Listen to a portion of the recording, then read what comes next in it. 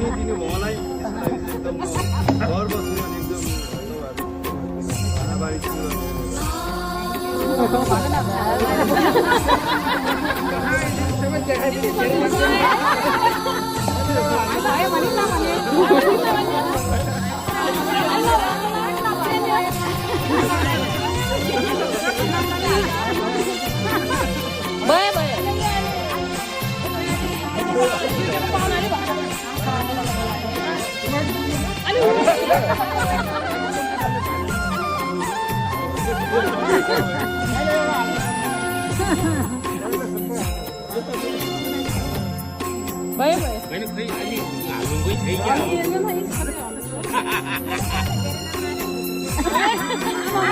अर्कोचोटि मार्छु भनेर पाउँदैन के